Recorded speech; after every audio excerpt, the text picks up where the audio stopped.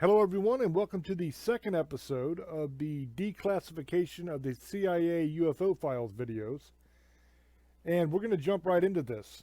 This document, up in the upper left corner, it says C00015238.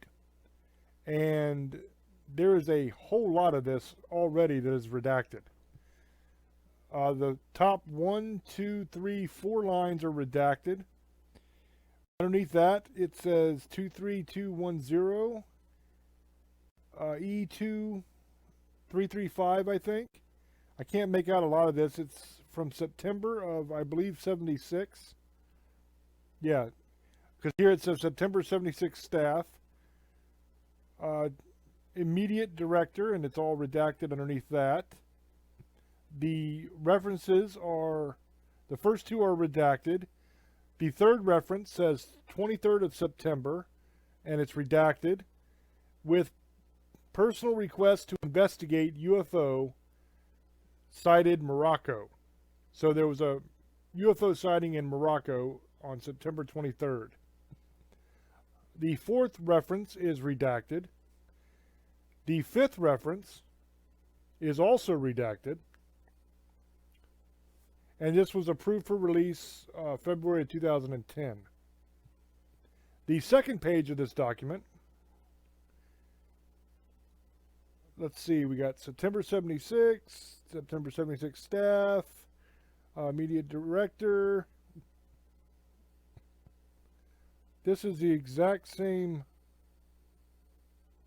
looks like the exact same page as the first page. But this one down at the bottom, it says approved for release 24th of November 1978. So that's kind of strange that there's two different approved dates, but they look to be the exact same document. Both pages. It looks like just a copy of it. So that is the first document. We'll move on to the next one. Okay, the second document, up in the top left corner, it says C00015240. ESV NR12 Routine GR68 1417252 CH DTC 1416202. Over here on the right side, it says March 14th. And the other part of that little stamp there is kind of messed up. But I can make out 47PH37, I think is what that says there. So we have a redacted section. Then we have VA site Chicago base. Support, redacted. Refer case, redacted. And telecon. What progress has been made? This correspondence is more than a month old. I am afraid the longer we procrastinate, the more fuel we add to the fire. Also, the people at Wright Field are holding their breaths awaiting advice. Appreciate reply soonest. File redacted. CHTOT 14-16327 ESWTOT 14-17322. Approved for release on the 24th of November, looks like 1975. And that is the end of this document. Now this one is interesting because something's going down at Wright Field. Because it says here the people at Wright Field are holding their breaths awaiting advice. So that doesn't sound like they just needed an answer to something, and if you get to it, that's cool. It says they're holding their breath awaiting advice. So there's something that's going on there that is pretty important. And they're asking what progress has been made on either whatever they're supposed to be looking into or whatever decision was supposed to be made, because they have a situation at right field that they're still waiting for advice on how to handle. So that's extremely interesting. We might see a little bit more in later documents about this. But that is the end of this document, so we will move on now to the next one. For this document, in the upper left corner, it says C0015241. And up in the top here, it says LS, and then 2615582. And then there's a little part here that's either redacted or simply a smudge. And then we have WA, CITE, CHICO, which I think is Chicago, base, support redacted, case redacted, refer UA 16998 and 16995 under date 6/6 March redacted. And above that redacted, there's a little stamp there that says March 26, 12, and then I don't know what it says after that. Received a letter from Davidson, redacted, in which Davidson asked if the redacted tape had been analyzed at Attic X Attic right field. So this is another one about right field. Replied that the tape was forwarded to proper authorities for evaluation and no information was available concerning results. Redacted. Then received a second letter dated 19 March from Davidson, in which he said, since redacted was not in a position to make inquiries, he would like address of proper parties to whom to make them. Redacted replied that he understood the proper address for forwarding information on flying saucers is Air Technical Intelligence Center, Wright-Patterson Air Force Base. Subsequently, Redacted learned that Davidson made inquiries there. Apparently they stalled him. And the rest of this letter here is redacted. The file, those numbers are redacted. Underneath that, you have CHTOT 26/16052, ESWTOT 26/27282. And I cannot make out the approved for release down at the bottom. It is just too, it's too bad of a copy. So here we learn a little bit more about what was going down at Wright-Patterson Air Force Base. We learned that there was a tape of a flying saucer that was, I guess, given to the CIA, and they forwarded it over to the Air Force to be analyzed. So in the last document, apparently they're saying, hey, what's up with this tape? You know, you're supposed to be analyzing this tape. Where's the information? What is your ruling on it? We got to know what to do about this, because we got people that are asking about it. And so this is the letter that they were talking about what had happened, that the one I just read you a minute ago was referring to. So we have more information on the Wright-Patterson sighting now from this document. Very, very interesting how this is starting to unfold.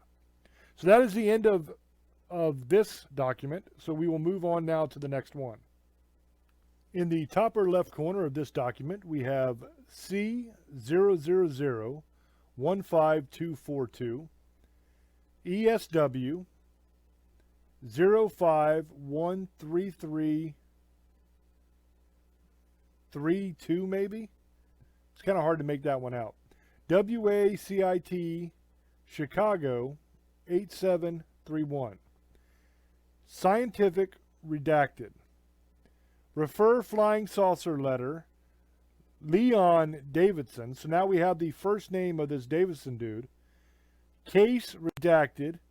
Copy of attic letter not received here. I accordingly called Colonel Baird again today. He assures me it has gone out and copy is in the mail to me. He says he rather expects further inquiry from Davidson. I am not sure I agree. Then we have CHTOT 185-13552, ESW TOT 85/15362, and it was approved for release November 24th, 1978. So in this document, we learn the first name of this Davidson guy who wrote the letter about the flying saucer. His first name is Leon. And we also learned the name of the colonel. It's Colonel Baird. Both of those things were redacted in the other two documents. So we're getting more information now from this document where they did not redact these different names. I don't understand why they didn't redact them in this one, but they redacted them in the other two. Maybe it was an oversight. But either way, that is more information now on this thing that is going on at Wright-Patterson Air Force Base. So that is the end of this document. In the upper left-hand corner of this document, we have C00015243, case redacted, and it says in parentheses, closed. So apparently this case is closed now. Regarding Dr. Leon Davidson, ex-Leon Davidson, redacted after that, Dr. Leon Davidson is on our backs again. He wants a verbatim translation of the space message and the identification of the transmitter from which it came. Your attention is called to the letter to Davidson from Wallace, Elwood, Captain, United States Air Force, Attic X, dated 3 August 19, I don't know if that's 37 or 57, I think it's 57, in which Elwood tells Davidson the message was in identifiable Morse code and from a known U.S. licensed radio station. This was intended to satisfy Davidson that he did not, in fact, have a space message. He is not satisfied and explains that the characteristics of the sounds on the tape recording of the message are not Morse type. Can you obtain from Attic the message translation and the transmitter? Shortly, we'd like to dismiss this man once and for all. If you cannot obtain this information, Davidson is going to pressure us for permission to use Chicago office letterhead and other U.S. government letterhead he has received in this matter in an article for some space magazine. We are sending by buck slip this date a publication of Davidson's criticizing the Air Force for concealment of information on flying saucers. Incidentally, Davidson is no fool, and it appears that Attic is treating him as one. If they think he can be satisfied with a SOP such as Captain Elwood's. SOP is Standard Operating Procedure. So that's important there. That's the end of this document. That's important that they said if they think he can be satisfied with an SOP such as Captain Elwood's. They're saying he's not a fool. He's not going to fall for the same old song and dance that we give everybody else. We're trying to tell him, hey, what you got here, dude, is not a space message. It's simply Morse code from a radio station on Earth. That's the lie that they're telling this guy. But he's not stupid, right? He says, dude, I know this is not Morse code. So if you don't give me the straight answer here and give me the transmitter if it's Morse code, show me where it was sent from. I know it's not. I know you're lying to me. If you don't give me the straight truth on this, I'm going to write an article about it in this magazine. That's what's going on here in this letter. So basically what we have here is a lot of information. We have names and everything. And we have proof that the Air Force and the CIA are trying to cover up not only a flying saucer and tape from that flying saucer, but it is a recorded message from the aliens in the flying saucer to, I guess, us, to Earth, whatever. And this guy, Dr. Leon Davidson, had this message, and he turned it over to them to try to get it analyzed. And now they're trying to give him an old song and dance, like, hey, dude, it's just a radio station. But it's not. And he knows it's not. He knows they're full of crap. And he's basically saying, hey, I'm not gonna fall for this. You either tell me the truth here on what you actually found out of this message, or I'm going to go to the press with it. I'm going to write an article about it, and I'm going to use your official letterheads that you sent me to prove that all of this is real. So now they got to figure out how the hell they're going to deal with this guy. That's essentially what's going on here. This is a groundbreaking, amazing document right here. This is a big deal. They're admitting there was a message from space. They're admitting it's from a flying saucer. They're admitting that they're trying to lie to this guy about what it is and that they don't think he's going to fall for it because he's not stupid. That's what's going on here. Really, really cool. I think that's a great way to end this, and I hope that you enjoyed it, and let me know down in the comments what you think, and I will catch you on the next one. There's going to be a whole lot more because I have the entire CIA library of declassified UFO documents, and I'll be covering them all in this series. So thank you all for watching. I appreciate you, and until I speak to you again, love many, trust few, and do harm to none.